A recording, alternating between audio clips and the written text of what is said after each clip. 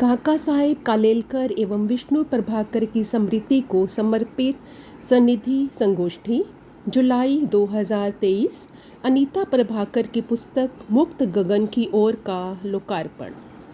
इनके सानिध्य में होना है वो प्रसिद्ध कथाकार बलराम अग्रवाल जी हैं। मैं उनसे आग्रह करता हूं कि मंच पर आने की कृपा करें, अपना स्थान ग्रहण करने की कृपा करें। आज की इस संगोष्ठी की खासियत यह है कि विष्णु प्रभाकर जी की ज्येष्ठ पुत्री अर्चना अनीता प्रभाकर जी की याद में है एक तरह से।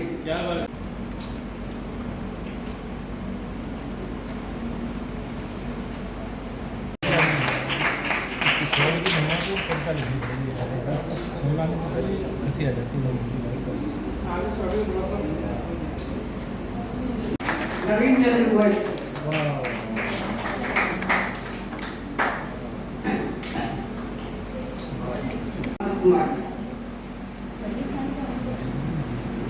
अपनी सुना सके और साथ साथ एक नया हम लोगों ने जो मुहिम शुरू की है, जो लोग पुस्तक लोकार्पण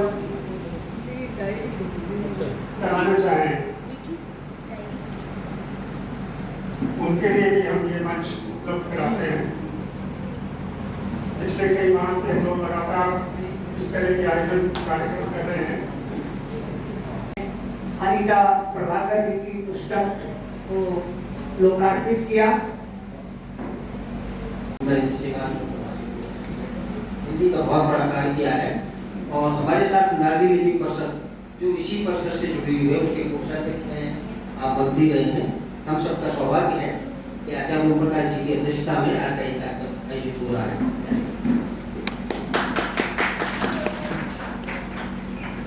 बहुत बहुत आभार है। मैं हालांकि बहुत जगह बोलना रोज की बात है, लेकिन आज जो स्थितियां हैं उसमें मैं अपने आप को थोड़ा सामान्य करने की कोशिश कर रही हूँ।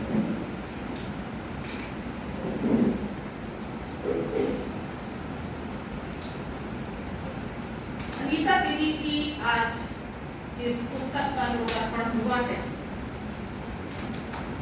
मुझे लगता है आज का दिन खुशी और गम की मिली-जुली बेला है, क्योंकि आज अनीता दीदी दैनिक रूप से हमारे बीच नहीं है। उनके साथ मेरा जो संबंध था, मुझे लगता है हर किसी का किसी के साथ एक रिश्ता होता है। कोई किसी की माँ होती है, किसी की बहन होती है, किसी की पत्नी होती है, किसी की बहू होती है, लेकिन मेरे साथ उनका क्या रिश्ता था मुझे भी नहीं पता। नजरें मेरी तुम्हें ढूंढती, मिली का कोई छोर, अमर गति कर गई आपको, अमर गति कर गई आपको मुक्त गगन की ओर, अमर गति कर गई आपको मुक्त गगन की ओर। सभी कहानियों के लिए मैं बहुत नमन करती हूँ। आज वो हमारे बीच नहीं है, लेकिन आसमान के असंख्य तारों के बीच में से एक तारा बनकर वो अवश्य आज इस स्वर्णिम शाम को महसूस कर रही होंगी। मैं पूरे कोयल परिवार को बधाई देती हूँ, अरुण भैया को बधाई देती हूँ कि उन्होंने उनके इस स्वप्न को साकार किया। और मैं ये भी कहती हूँ कि इतना अच्छा परिवार बहुत भाग्य से मिलता है। मैं इंदु से बात करती हूँ तो आत्मीयता में भीग जाती हूँ, ज्योति से बात करती हूँ तो मुझे लगता नहीं है कि मैं इस परिवार का कोई बाहर का सदस्य हूँ।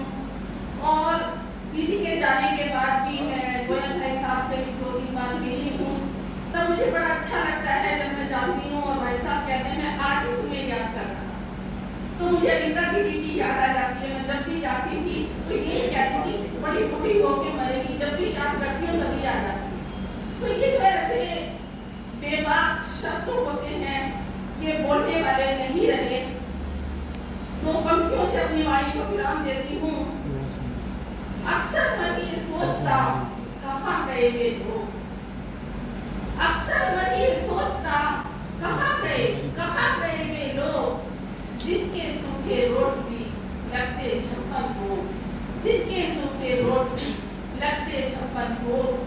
मेरा मन कर रहा है कि मैं इतने सारे संस्मरण हैं उनको साझा करूं। शास्त्रीय तरीके से भी की और शास्त्रीय तरीके से भी की। उनको बहुत बहुत बधाई और हम लोग उनके प्रति आभारी भी हैं कि उन्होंने समय निकाला और किसी कोई पुस्तक को तन्मयता से पढ़कर उनके सार संदेश को हम लोगों के सामने प्रस्तुत किया।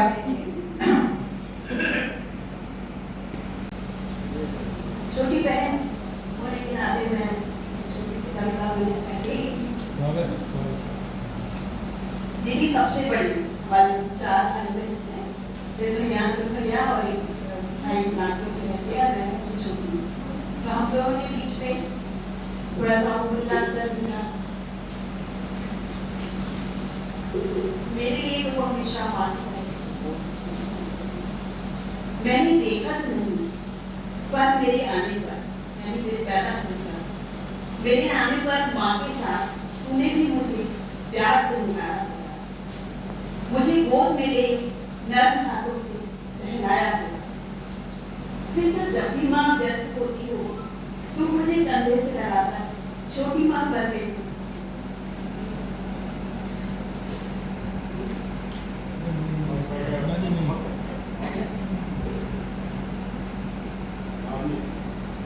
कभी मेरे कपड़े, कभी मेरा बिस्तर साफ करती हूँ। हाँ, बचपन की यादों के चुनमुन से झांकते मैंने देखी है।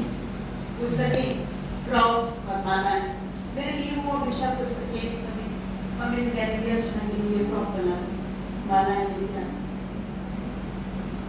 मैंने देखे हैं स्वेटर बुनते हाथ और शक्ल से लेस बनाती दुनिया।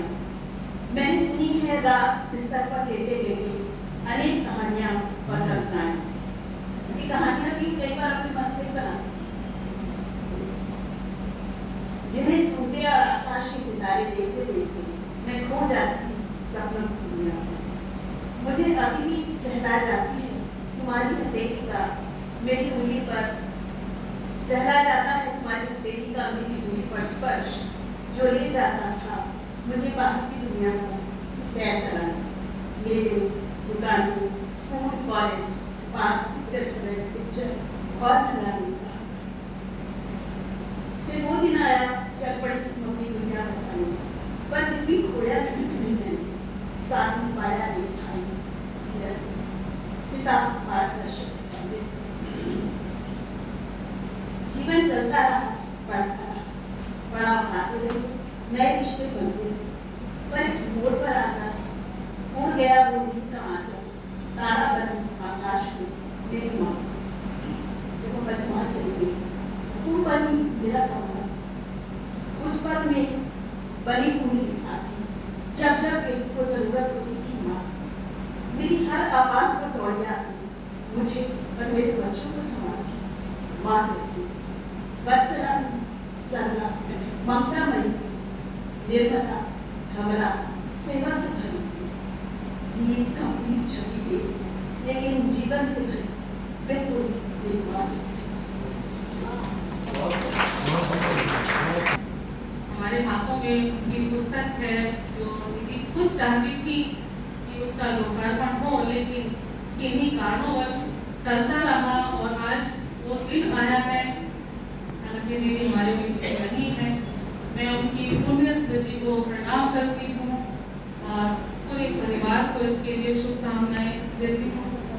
बहुत बहुत इसमें नारी गरिमा में शायद कुछ ऐसे शब्द भी आए जो कि अमूमन हम उन शब्दों का इस्तेमाल नारी गरिमा पर नहीं करते, लेकिन वो कहती थी कि नारी के लिए हमेशा ममतामयी, प्यार भरी, सरल व्यक्तित्व, अच्छे ही शब्द क्यों, वो रंग से नारी ही रहने दीजिए ना, उसको क्यों देवी बनाते हो।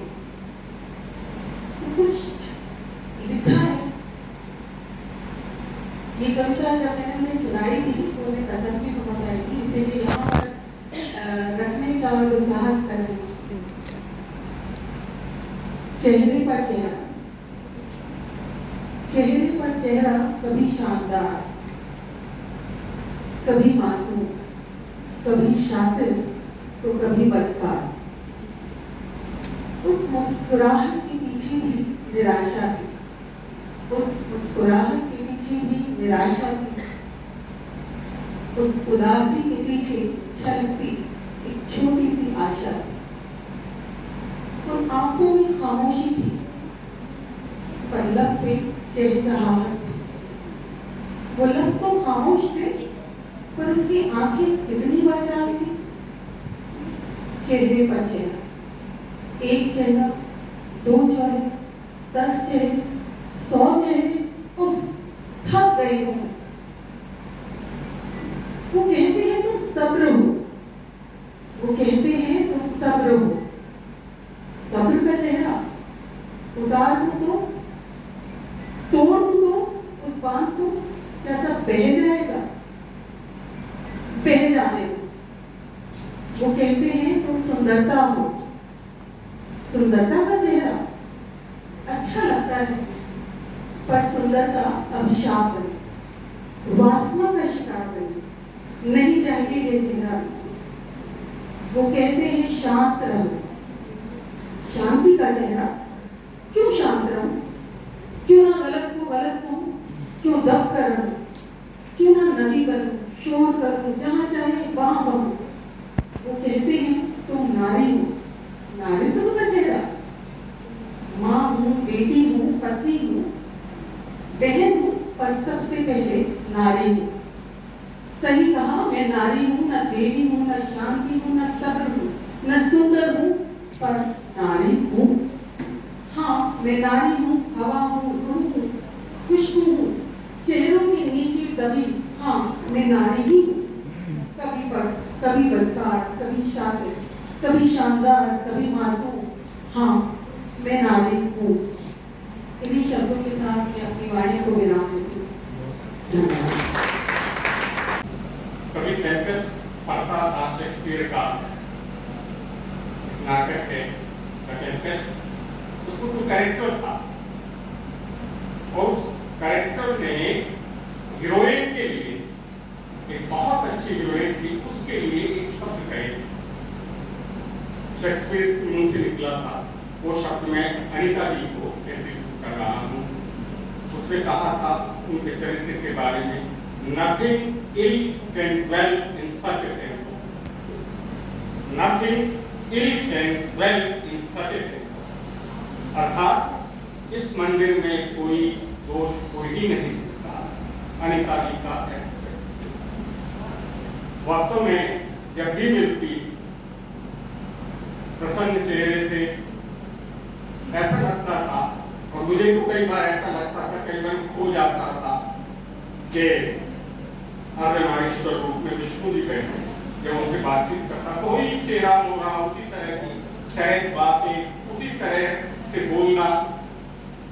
उनकी कृति मैंने अभी मुझे हस्तगत दी है, पढ़ी नहीं है, इस पर भी लिखने का प्रयत्न करूंगा।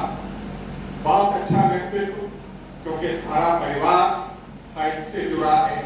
अर्चना जी की कविता सुनकर तो मैं आपने तो पूरे सभागार को भावुक बना दिया। मैं उनको शत शत नमन करता हूँ, और वो देख रही होंगी आज कितने लोग उनके प्रेम में बंधे सभागार में बैठे, उनके स्नेह में बंधे, उनके आदेश में बंधे जाते। आदेश हुआ था कि कुछ मैं सुनाऊं।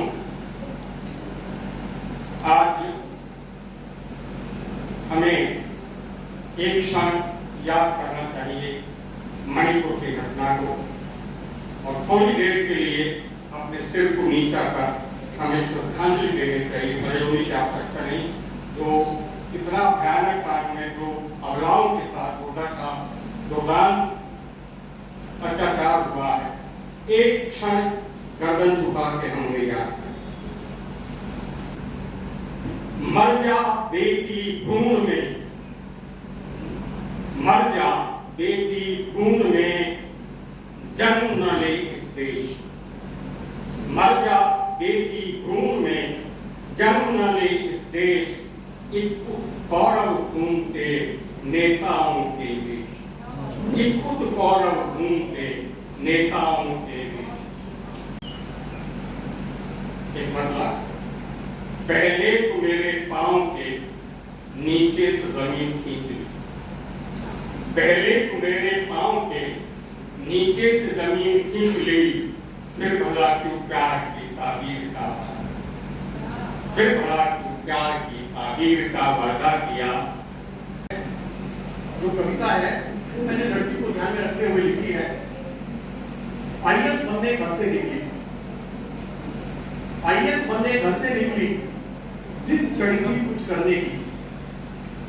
आईएएस बनने घर से निकली, जिद चढ़ी थी कुछ करने की। सोच रही थी कर दिखाऊंगी, राह पकड़ ली थी कुछ बनने की। सोच रही थी कर दिखाऊंगी, राह पकड़ ली थी कुछ बनने की। घर से निकले मित्र बनाए, घर से निकले मित्र बनाए, सोचा राह दिखाएंगे। घर से निकले मित्र बनाए, सोचा राह दिखाएंगे। साथ साथ में चलते चले गए, चलते क्या अब जीते चले गए। साथ साथ में चलते चले गए, चलते क्या अब जीते चले गए। क्योंकि जिद चढ़ी थी कुछ बनने की। जब घुमाया चुप नग्न करके बेटियों को, जब घुमाया चुप यूं तमाशा रास्ते पर ना दिखाया चुप लूट कर अस्मत किया फिर कत्ल मानवता का ही। कुछ पिशाचों ने बेटियों को मिटाया चुप। जो तमाशा देखते ही रह गए कातिल ही है, जो तमाशा देखते ही रह गए कातिल ही है। इस तरह अबला का शोषण सह गए कातिल ही है। और छोड़ करके फोन से वीडियो बनाई गई, वो वीडियो हम सभी ने देखी है। छोड़ करके फोन कर आगे बड़े होते जरा, छोड़ करके फोन कर आगे बड़े होते जरा। मान बहना का बचाना पाए हो कातिल है वो। और चांद पर है हम चले गढ़ने नया इतिहास का, चांद पर है हम चले गढ़ने नया इतिहास का। देश की धरती पे लेकिन हाँ रुकेगा नाश का। गिर रहे हैं मूल्य मानव बन रहा विश्वास का, गिर रहे हैं मूल्य मानव बन रहा विश्वास का। बेटियों को क्या मिलेगा न्याय ना विश्वास का। और पाशविक करके वृद्धि मर्दानी की दिखला रहे, पाशविक करके वृद्धि मर्दानी की दिखला रहे। बीच सड़कों बेटियों को निर्वस्त्र है नचा रहे।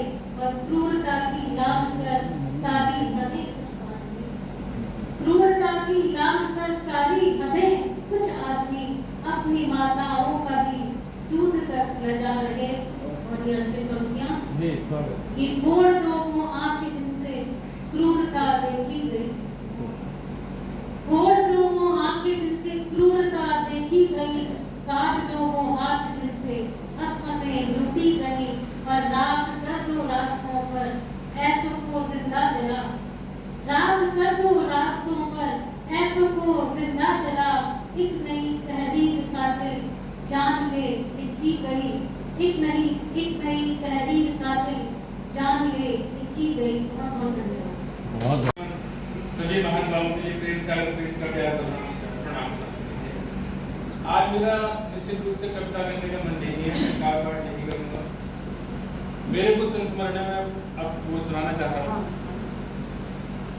आपके साथ दी के साथ हम लोग लगभग 12 साल पहले 7 सिस्टर स्टेट में गए थे।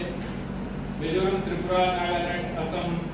आदरणीय गोयल साहब भी उसी के साथ थे, 20 साल की बड़ी दी साथ थी। और ये ग्रुप हमारा रामशरण जी के साथ गया था। करीब 32 लोग हम लोग साथ हैं। वो आज भी निश्चित रूप से ऐसे रखा हुआ है जैसे हमारे दिल में जैसे कल की ही बात हो। और उनके व्यक्तित्व के बारे में, उनके व्यक्तित्व के बारे में और सभी लोग बोल चुके हैं। निश्चित रूप से मेरा भी मन था कि मैं 1 मिनट के लिए बोलूं, काट हुए ना हो, कोई चिंता नहीं। आज इस बात को मेरा मन था कि मैं आपके बारे में थोड़ा सा, यानी निश्चित रूप से जितनी बार भी उनसे मुलाकात हुई, जितनी बार भी उनसे मिलना हुआ, एक अभिभावक की छवि मैंने उन्हें देखी। जब भी उनसे मुलाकात हुई मैंने कभी ऐसा लगाई नहीं वो मेरी बड़ी बहन है या वो मेरे लिए प्रभाव एक तरह से गार्डियंस के रूप में वो नजर आए। और गोयल साहब का यहाँ तक सवाल है, जितनी सौम्य आप इस समय आप देख रहे हो उतनी सौम्य पहले और निश्चित रूप से आज की जो सभा है वो मुझे मेरे हिसाब से तो मुझे ऐसा लग रहा है कि कागपाठ के लिए शायद बात कम है जहाँ तक मैं समझ रहा हूँ। और अगर कोई पढ़ने वाली बात है तो मैं एक दो लाइन पढ़ देता हूँ, नहीं तो मेरा तो कागपाठ हो गया। आप ये मान लीजिए अगर बोलने वाली बात है तो मैं पढ़ देता हूँ। आंखों में ही सोख ले शरीर को, हाथों में थाम ले शमशीर को। आंखों में ही सोख ले शरीर को, हाथों में ही थाम ले शमशीर को। और बाधाओं को चीर कर आगे निकल, बाधाओं को चीर कर आगे निकल। हर ले शोषित वंचितों की पीर को, हर ले शोषित वंचितों की पीर को। हमें अपने न्याय के लिए खुद खड़ा होना पड़ेगा। किसी से उम्मीद करें आप कि हमारा कोई न्याय करेगा, नहीं करेगा। हमें अपने न्याय के लिए खुद खड़ा होना पड़ेगा। ये बात मणिपुर वाले से बात में थी और मैं दी के बारे में दो लाइन बोलना चाहूंगा जरूर कि दिल में चुभते तीर को तेरे सिवा समझूंगा। मैं परिवार की तरफ से बोल रहा हूँ कि दिल में चुभते तीर को तेरे सिवा समझेगा कौन। इन नैनों के नीर को तेरे सिवा समझेगा कौन। और कोई समझे या न समझे, कोई समझे या न समझे, मुझको है इस पर यकीन। कोई समझे या न समझे, मुझको है इस पर यकीन। घायल मन की पीर को तेरे सिवा समझेगा कौन। घायल मन की पीर को तेरे सिवा समझेगा कौन। समझते हैं इस शीर्षक से सार्थक बहुत बड़ी कामयाबी वैज्ञानिकों ने हासिल कर ली और फिर एलियनों से बात करने में सफल। टीवी पर भी, सोशल मीडिया पर भी यह खबर बड़ी कामयाबी के रूप में दिखाई गई। मगर जल्द ही खबर थी कि एलियन जो धरती पर आने वाले थे इंसानों के बीच, उन्होंने बहुत गुस्से भरे लहजे में आने से मना कर दिया। एक महत्वपूर्ण खबर इस बार अखबार के कोने में लावारिश पड़ी हुई थी, जबकि एलियनों से संपर्क साधने पर देश के बड़े बड़े नेताओं और लोगों ने बधाई दी थी। एक खोजी पत्रकार ने मामले की तह तक जाने का इरादा किया और वैज्ञानिक महोदय के पास पहुंचा। सर, आपको एलियनों से संपर्क साधने की बहुत बहुत बधाई। आपने इस दुनिया के लिए बहुत बड़ा काम किया है। जी, आपका शुक्रिया। आपने बताया था कि एलियन हमारे देश के साथ मिलकर काम करना और रहना चाहते हैं, लेकिन और पत्रकार कहते कहते रुक गया। वो आपने जो सुना है वो बात सही है। उनके द्वारा बताया गया है कि अब वो हमारे देश में नहीं आ रहे हैं। कोई कठिनाई, कोई राजनीतिक अड़चन या कोई और वजह यहाँ नहीं आने की? पत्रकार ने जिज्ञासा से पूछा। वह मैं आपको कैसे बता सकता हूँ? सरकार भी कोई चीज है, कुछ चीजें सीक्रेट रखनी होती हैं। ओ, समझ गया। लगता है आपके घर भी बेटी है, तो एलियन भी महिलाओं के साथ आने वाले थे? पत्रकार ने कहा, जी आपने सही कहा। बस आप मुझे बचाते हुए लिखिएगा। बेटी की इज्जत का डर तो आपको भी होगा जब एलियनों का को है। वैज्ञानिक गहरी सांस लेते हुए बोला, समझ सकता हूँ, बाप हूँ बेटी का। लगता है एलियनों के यहाँ विपक्ष नहीं होता, वरना हरी भरी धरती को कोई कैसे छोड़ पाता? अरे नहीं, उनके यहाँ भी विपक्ष है, पर वो अब मैंने खाली स्थान छोड़ दिया है आपके लिए, पर वो नहीं है। इज्जत तो अगस्त के मौसम में बादल जब ऊपर छाते हैं, वे विस्तृत विधान पर रुचकर दृश्य दिखाते हैं। वे विस्तृत विधान पर रुचकर दृश्य दिखाते हैं। कभी पूर्व से या पश्चिम से, कभी पूर्व से या पश्चिम से आना जाना हो, पुरवाई कछुआ पर गिरकर वर्षा लाते। जो कोई भी आता मेरे उठे हाथों और भव्य ठहाके का परीक्षण इस तरह करता जैसे ईश्वर के पीछे बंदूक लगा भक्त हैंड्स अप करे। घर की एक कमसिन लड़की ने जब मेरे पेट के भंवर में उंगली गड़ा हंसी की लहरें ही लहरें देखने ठिठोली में मुझे जरा सा पुश क्या कर दिया। मेरी गर्दन अपने विशाल मुंह के साथ मेरे निरंतर विशाल होते जाकर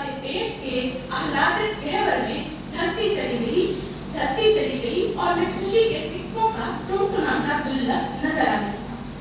फिर घर की मालकिन ने मुझे वहां से हटा अपने बेडरूम में रख दिया ताकि पलंग पर सिक्के के ढेर में उछल सके। कि एक दिवस उसकी सहेली ने कहा, सिक्के पाने हो तो इस लाफिंग बुढ़ा को तिजोरी में रखो। बहुत मोटा है, इतनी सी तिजोरी में भीषण गर्मी का अंदाज लगा। जब तिजोरी का दरवाजा खोल मुझे भीषण अंधेरे में धकेला। मेरे गरीब खाने पे आ जाते हैं। एक बार आई और ये कहा कि तुमने हमें बुलाया नहीं है था, लेकिन हम आ गए तो मैंने कहा कि बड़ी बहन को छोटे भाई के घर आने के लिए बुलाने की आवश्यकता नहीं होती, क्योंकि घर तो बड़ी बहन का होता है, भाई छोटा भाई बात है। तो मैं एक कविता की 2 लाइन कहकर समाप्त करता हूँ, देर हो रही है। कि कौन किसी का जग में कोई किससे किसका नाता है, कौन किसी का जग में कोई किससे किसका नाता है। सगा वही हो जाता जिससे हृदय सगा हो जाता। तो अनीता देवी का इतना प्रेम था कि जिससे जिस रूप में मिलती है, शिष्य के रूप में, बहन मेरी बहन के रूप में, माँ के रूप में, पति के, वो वही रूप धारण कर में ये बड़ा स्नेह था। और अपने पिताजी के रूप में ऐसे संपूर्ण सुनाई के पुस्तक लिखी जा सकती है, जो कि लिखी बस एक है कि आज नहीं है क्योंकि पुस्तकें हमारे पास हैं। तो मैं अपना एक शेर कह रहा हूँ कि नौजवानी और लड़कपन सब चला ही जाएगा, नौजवानी और लड़कपन सब चला ही जाएगा। यादगारी के लिए ये कहानी संकलन है, यादगारी के लिए ये कहानी संकलन रह जाएगा। बहुत सारा लिखा, लेकिन कभी उनके जाने के बाद ना तो उनकी पुस्तकों का लोकार्पण हुआ, ना कभी उनको याद किया गया, ना उनकी याद में कोई ऐसी गोष्ठी रखी गई। तो इसके लिए मैं आपके परिवार को बहुत बहुत सराहना करती हूँ और मैं बहुत प्रसन्न भी हूँ कि आप इनको याद कर रहे थे और आपने इतने अच्छे जनोसाइड के कार्य को यहाँ आपने आमंत्रित किया। मैं ये कहती थी जो चले जाते हैं वे यही है और हमारे बीच ही है, आप लोगों का। और जब हम ये आयोजन करते हैं तो ये जताना भी होता है, समाज को हम दिल में रख देते हैं बहुत बातें। हम कहीं हम हमारे चले गए, घर में बैठ के, दफ्तर में बैठ के कर दिया, लेकिन इस तरह से आयोजन करना जो चले गए हैं, ये मुझे लगता है कि एक साहित्यिक परिवार की समस्या है। ये मुझे लगता है शायद सब नहीं कर सकते, सबको करना चाहिए। हमारा लेखन है, सब तो कभी करते नहीं, ये हमेशा नहीं रहते हैं और लेखक भी कभी दुनिया से जाते हैं। विष्णु की प्यार हमारे साथ है, अनिता जी भी हमारे साथ रहेंगी और अनिता जी ने आज शब्दों की मर्यादा की बात की, बहुत अच्छा आपने इसको सोचा। मुझे भी अनिता जी ने आग्रह किया था कि मैं उनकी कहानियों पर जब होने का लिखूँ तो मैं बहुत खुश हुई थी। उस समय पर मुझे नहीं पता था कि जब विमोचन में लोकार्पण में शामिल हो गए तो अनिता जी हमारे साथ नहीं होती। तो इसमें मैंने भूमिका लिखी है। मैं उन कहानियों के बारे में आपको विस्तार से नहीं जाऊँगी।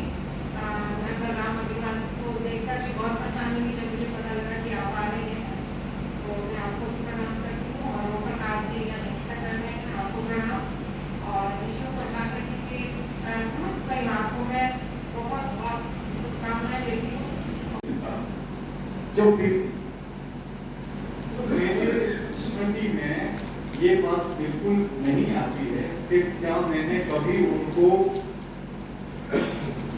गंभीर मुद्रा में देखा। उनको हमेशा मुस्कुराते हुए, हमेशा वो बात जब भी करती थी तो मुस्कुराते हुए ही करती, कोई वो नहीं। अब उनकी कहानियों पे थोड़ा सा बात करते हैं। उनकी कहानियां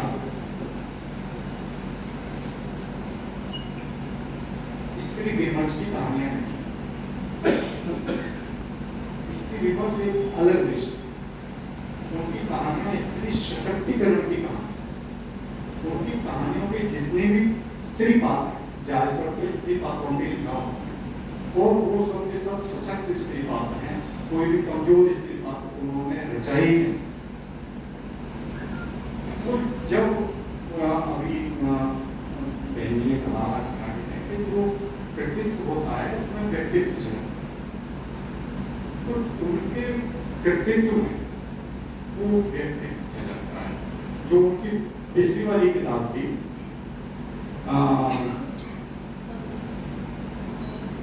आओ बदले तस्वीर, उसमें आदरणीय विश्वनाथ त्रिपाठी जी, मुझे उनका एक वाक्य याद है। वो वाक्य इसलिए याद है कि उन्होंने वो मेरी बात पे कहा। मैंने दीदी की कहानियों को सारी कहानियां पढ़ी, तो मैंने उनको पढ़ते हुए मैंने वहाँ पे उस वाले कार्यक्रम में कहा था कि सबसे अच्छी बात जो मुझे लगती है दीदी, वो ये कि इन्हें साहित्य के इतिहास में जाने की कोई जल्दीबाजी नहीं, कोई उनका ऐसा सपना नहीं है कि उसको कहानी के इतिहास में जाना, मतलब इतिहास रचना। तब त्रिपाठी जी ने मुझे सवाल त्रिपाठी ने कहा था कि इतिहास रचा नहीं जाता है, रच जाता। तो ये कहानियां उस तरह की कहानियां हैं। बहुत सारी बातें यहाँ होंगी। जैसे अभी भी मेरा संबंध है, लेकिन मैं साहित्यकार नहीं। और मुझे याद आता है बहुत वर्ष पहले विठल भाई पटेल हाउस में एक कार्यक्रम हुआ था जिसमें मैंने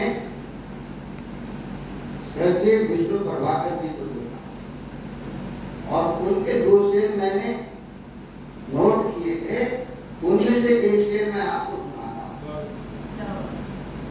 एक शेर तो उन्होंने ये कहा, न मंजिल है न मंजिल का पता है, न मंजिल है न मंजिल का पता है, मोहब्बत रास्ता ही रास्ता है। अगर मैं यह कहूं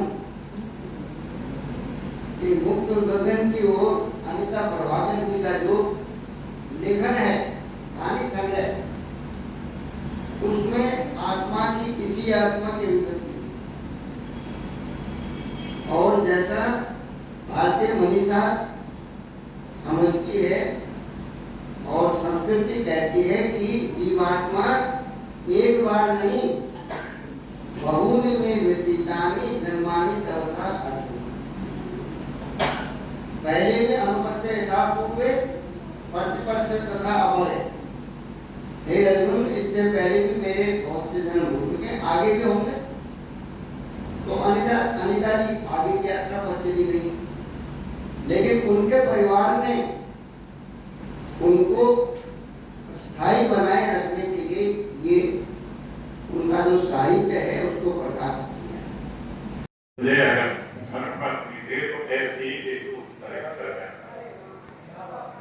ईश्वर ने मेरी ऐसी प्रार्थना सुनी कि उससे 100 गुनी अच्छी बात।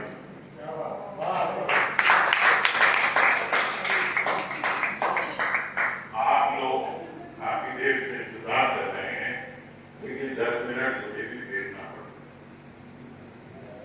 मैं नवीन कुमार गोयल, प्रिंसिपल नवीन कुमार गोयल बना तो उन्हीं की कृपा से मेरी शादी हुए केवल 2 महीने हुए थे और मैं बीएड में उनका ये सबसे बड़ा अनुभव था कि आपको बीएड करना ही करना। तो 3 महीने का उन्होंने मुझे जबरदस्ती रीजनल कॉलेज भेज दिया, जहाँ से मैंने बीएड किया। के बाद चले गए तो फिर क्या अगर मना करने के बाद चले गए तो फिर क्या।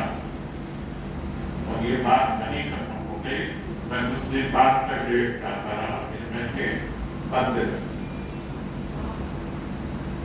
ये उनके जीवन का एक पहलू। दूसरा पहलू ये कि हर परिवार में हम मिडिल क्लास आदमी थे, कुछ कारणों से हमें बिजनेस करना पड़ा और उसमें हमें बहुत लॉस हुआ। और मेरी माँ ने उन्हें बड़ी प्यार एक 10 तोले की नकली दी और भी उन पर बहुत जेवर। उन्होंने सारे वो देखकर जितना हमारा बिजनेस में लॉस हुआ उसका सब पूरा और एक स्थिति ये आ गई थी कि घर में हमारे एक वर्ष सब्जी भी नहीं बनती थी, लेकिन कभी उन्होंने नहीं बोले, घर वालों को भी नहीं पता, परिवार के रिश्तेदार को भी पता। तो ये उनके जीवन का दूसरा है। और उसकी बात में ठीक है, मैंने आपके सामने एक या दो बात की रखी और आप लोग आए, आपने समय दिया, आपने सुना, आप सबका धन्यवाद, मंच का धन्यवाद, नमस्कार।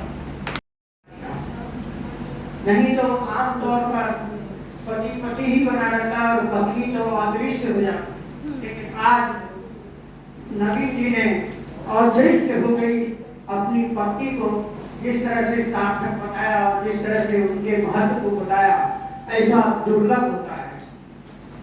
बहुत बहुत धन्यवाद आपको। और मैं आदरणीय अध्यक्ष महोदय की इजाजत से इस कार्यक्रम की समापन की घोषणा करता हूँ।